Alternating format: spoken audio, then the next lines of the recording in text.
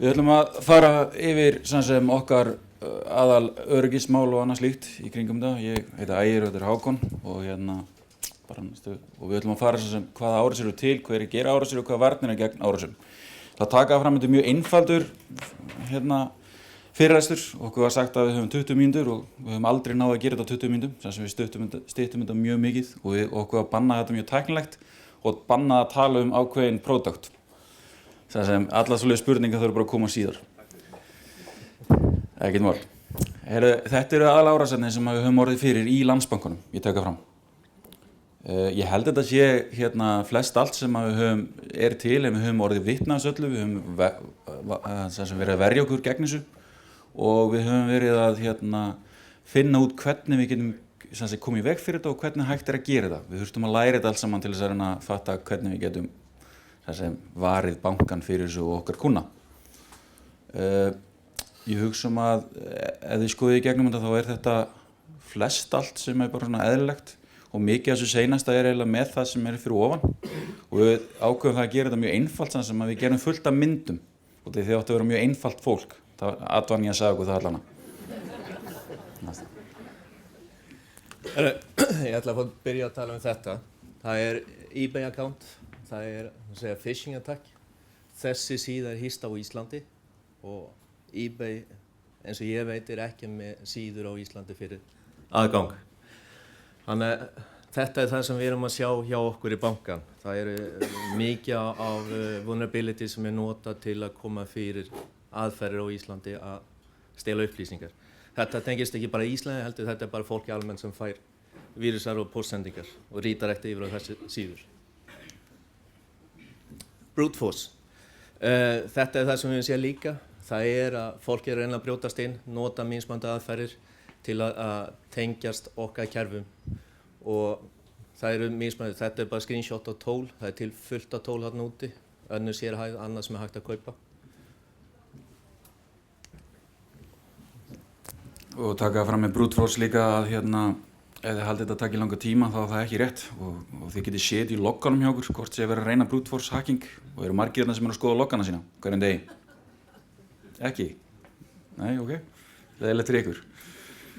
Gott að vita, ég bara lista yfir all fyrirtækin sem mættu, sem nú getum við bara að prófa á móti ykkur. Grabbing cookies. Þið veitir hvað cookies eru? Þegar þú fer inn á vefsíðu þá fáir cookies inn á vélina þína. Þessi cookies sem hafa ákveðin svo fer inn á Facebook, þá fáir cookies sem heldur authentication á móti, authentication upp á móti þér og vefsíðunni Facebook. Ef ykkur annar aðili á netinu sem kemst inn á tölvuna þína, sem kemst og nærði cookie og setur hann yfir hjá sig og notar hann til þess að fara inn á sömu slóð, þá hann með sama auðkenni inn á Facebook.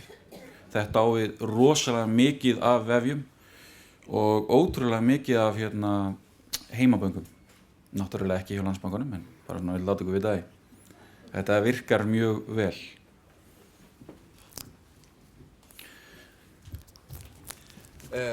Svo ætla ég að fara yfir vírusar, trójans. Þetta mikið af því sem við erum að slást við innan hús og það líka út af vírusvarnir í dag. Þau að ná svona 20–40% af þeim malicious threats sem í gangi. Það ekki meira. Þannig að við þurfum með aðra aðferð til að tryggja okkar öryggi gangvert þessi tegund árási. Hvað þau geta gert, það sjáum við hérna á hægra glæran. Þau geta þegar þetta komið inn á tölvunni hjá einstaklinga þá þetta video surveillance, hljóðupptökur, screenshots, keylogger. Þau geta gert hvað sem með véla hjá fyrirtækjum og einstaklingar. Þessi fake antivírus, þetta var keyrandi á svona, hvað örugga síður? Einhver sem getur sagt með það? Enginn sem getur sagt það. Þessi vírus var keyrandi með drive-by attack frá Keflavík Airport. Þannig ef þið fór inn og kíkja á tímaskedjál fyrir flugvélar, þá fengum við þetta í leiðinni. Þetta var rétt fyrir jól. Og þau nota til að infekta þeim voru þetta SQL injection attack. Vulnerability scanner. Þetta líka það sem þessi hackers að nota. Þau leita veikleikar hjá fyrirtækjum og til að finna þeim þá með tól til að skanna netin og portin hvað opið og ef að serverinn patchað hjá fyrirtækjum. Ef ekki þá notar vulnerabilities til að infekta vélar og síður. Fyrir neðan þá svona device, þetta ekki stærra en power supply. Hver myndi halda að þetta sé talva ef þetta stungið undir skrifborð hjá starfsmaður? Með þetta tæki þá geti sniffa alla upplýsingar hjá netið. Þannig að það þarf ekki stærra en þetta og fólk myndi ekki taka eftir ef þetta keyrandi. Í dag, Alþingi. Já, Alþingi, gott dæmi. Í dag erum við leiðir til að tryggja að þetta gerist ekki hjá okkur og starfsmenn hefur verið var við það. Password cracking, einfaldur hlutur, ef þú kemst yfir passwordskrána hjá einstaklingum eða þá fyrirtækjum öðru slíku, þá eru oftast encryptuð og þarna fyrir neðan sjáum við hvað getur náð mörgum passwordum á sekundu. IBM búin að finna upp á eitthvað sem heitir quantum computing. Þetta er ekki product, teka fram. Þetta sem bara örgjörfi sem er quantum theory. Þeir geta tekið encryption sem hefur tekið mörg ár. Það reiknað sér ykkur svona 100 ára að reikna út hvað og gert það á sekundum. Og þetta eru örgjörur sem eru að koma á markaðinn, við bara giskum á það hvernig og við sjáum næst að við erum að tala um 61.400 passwords á sekundu. Ég meina með hverju margir í fyrirtæki þá ekkert mjög lengi að finna þetta og allir nota svona sömu lykilorðin. Svo erum við með meira, það packet sniffer. Ég nota bara screenshot sem einfalt. Það ef við komum með packet sniffer á neti hjá einstaklinga þá hægt að sniffa aðgangsorð og notandinafn og þetta bara tól sem fríver, þannig að það hægt að koma upp sambærileg tól á netin og þannig ná aðgangsorð hjá einstaklingar og notandinafn og þetta mjög einfalt ef þú þekkir hvað þetta gera. Rootkits. Aðferðin sem við vorum að tala áðan, af hverju vírusvarnir ekki að grípa meira vírus en það gerir. Þetta aðstæðan, það rootkits. Þau eru farin að fela sig í stýrikerfiskrár. Þannig að það miklu erfiðara að finna þetta og það sem gerist líka að vírusvar í dag, þau eru að reyna að stela upplýsingar hjá fólk og fyrirtækjum. Það ekki lengur, það blue screen of death. Heldur það sem gerist að vélinn jafnvel keyrir betur eftir að þú ert búin að koma með svona rootkit inn á vélinn. Citadel, það nýjasti rootkiti sem komið fyrir svona data stealing trojans. Það býður upp á ný tæki sem video surveillance. Það vil segja að þau geta tekið upp session hjá einstaklinga þegar þetta rootkiti komið inn hjá þér. Stóli alla upplýsingar og sé nákvæmlega hvað einstaklingar að gera. Takk fram kannski að þetta Trojan stjórnunartæki, þetta sem var undan. Þetta ekki rootkiti sjálft, það nota rootkit til þess að síkja. Bara svona svo við allir tæknilega sinnuðu gæðinir eru sammála mörg. Social engineering eitt af hættulegustu pörtunum og mjög erfitt að koma í veg fyrir þetta oftast nær. Við höfum orðið frekar oft varið við þetta og erum byrjuð að stöðva þetta. Mjög oft og þið sjáu þessa blessa link sem blár á litin. Þetta og fyrir neðan að sérðu hvað bakvið linkinn sem landsbanki.is.ujj.kx.em og við eigum ekki þetta lén, við getum alveg loðið ykkur í. En það var tekið allur landsbankaverun okkar og hann færður yfir annar staðar og það var ekkert gert neitt rosalega faglega því þeir héldu inni Google Analytics stótinu þar sem við gátum nákvæmlega að sé hverju kom inn og hverju ekki. Þeir gátu ekki lokað því, það var mjög auðvelt að finna það og handtaka á. En þetta var allan að reynt við okkur og þetta var eina fyrstu árásunum sem við fengum á okkur. Í dag þetta ekki hægt að framkvæmda okkur. Keyloggers, það þekki allir hvað það er. Þetta eru keyloggers sem bara lítið plugg sem þú getur keypt á netinu, mjög einfalt. Þú pluggar þessi inn og það tekur alla lykilorð, þetta er líka software og ég teka fram í hraðbankar, eitthvað sem heitir skimmerar sem sett á hraðbankana og þá þetta, þessi við sáum örugglega í fréttunum daginn. Við fundum þetta og við byrjum að leita alls staðar og létum alla kúnnana okkar vita sama dag að hefði verið að skanna kortin og létum loka fyrir þau og laga þau. SQL injection. Ég veit ekki, ykkur sem þekkja Lísamún. Í alvörunni það hlýtur ykkur að hafa heyrt Lísamún. Út af því ég veit ekki hvað margar íslenskar síður voru hakkar með þessu SQL injection. Kom okkur mjög mikið á óvart hvað var mikið af bara SQL injection í gangi á Íslandi. Enginn sem kannast við hennan, ekki einn einasti. Okay? Ég get alveg lofað ykkar fyrirtækjum, sérstaklega ég sá listan, fékk þetta á sig.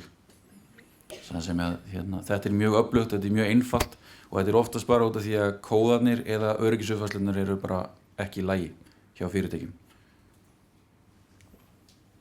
Hacking í wireless, web og WAP, það búið að segja það mjög ofta að þetta sé ekki secured og það rétt.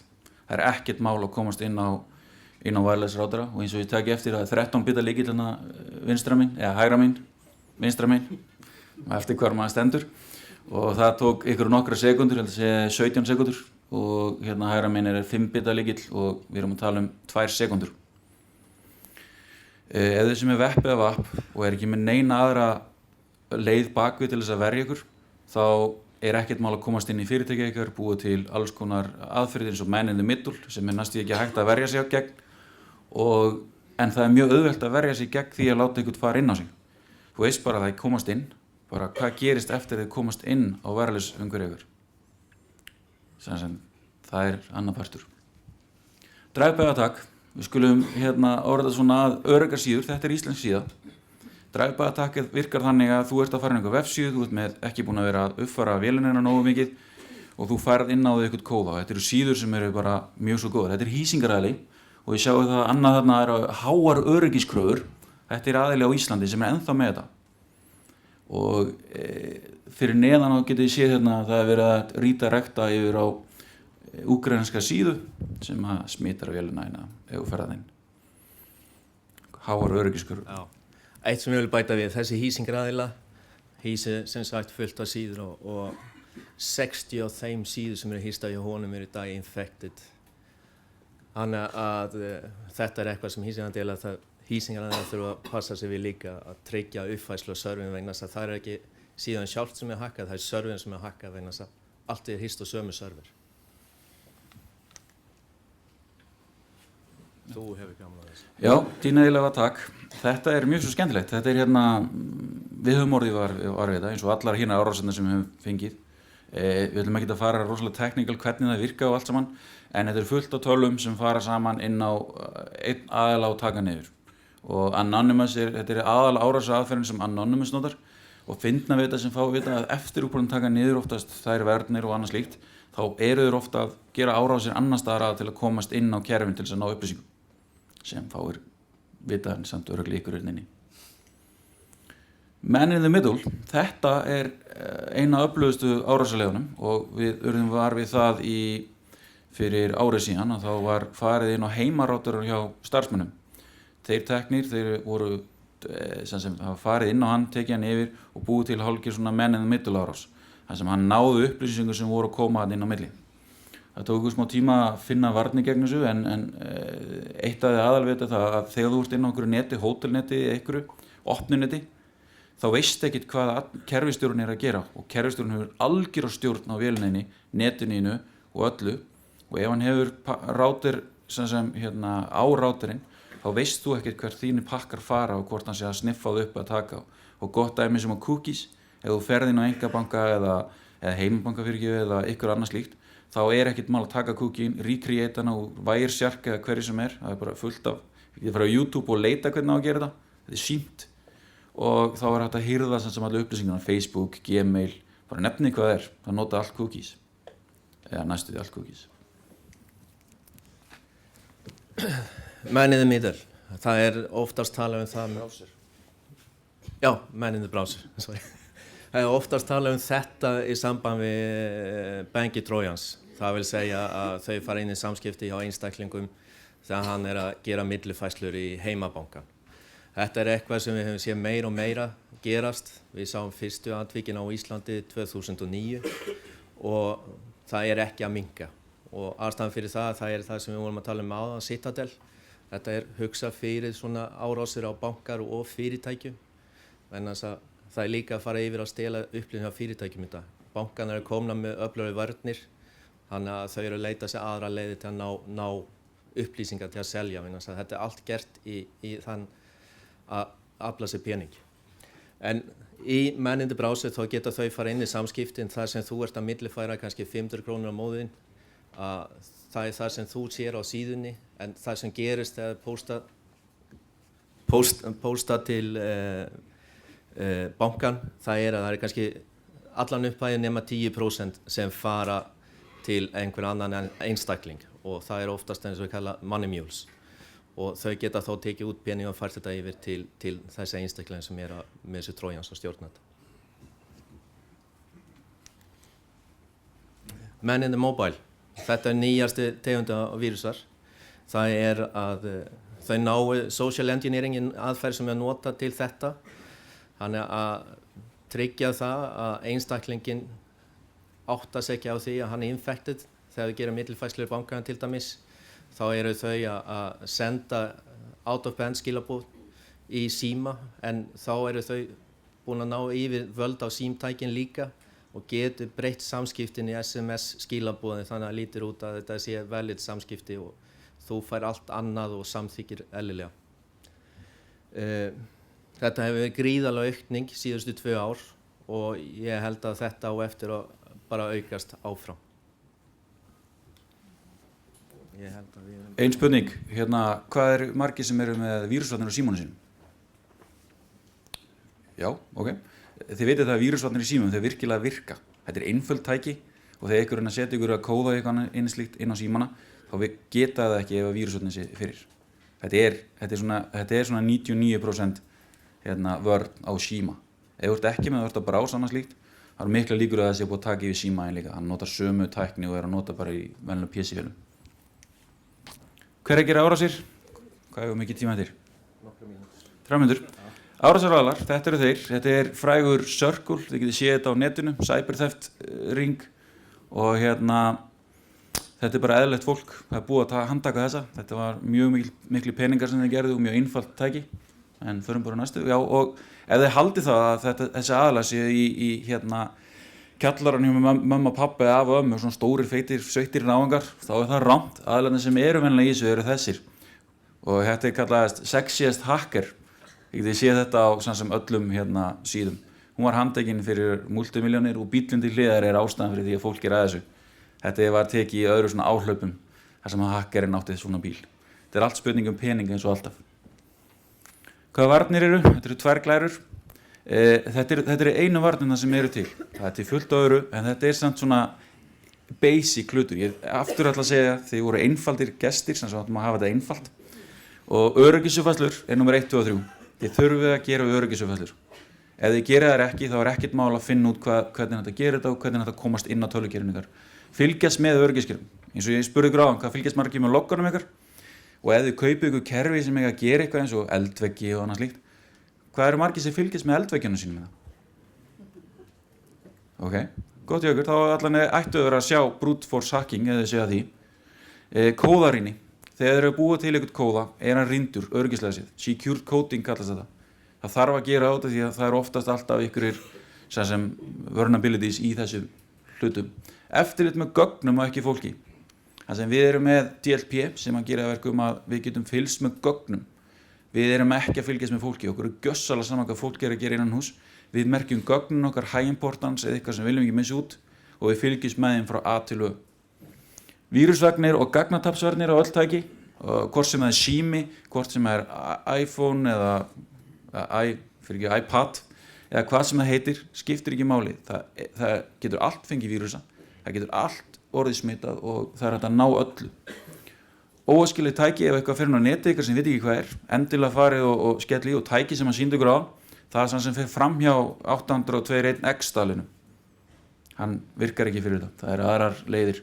Notendavakning, látið notendur ykkur vita því að ekki láta á liggja þarna í myrkrinu og ekki vita hvað að gerast. Fræðið þá, það virkilega skiptir máli eða ætla að verja fyrirtækið. Það að láta alla einstaklinga innan fyrirtækins vita hvernig þetta að hakka og hvað þetta að gera og svona fyrirlestrir eru mjög góðir.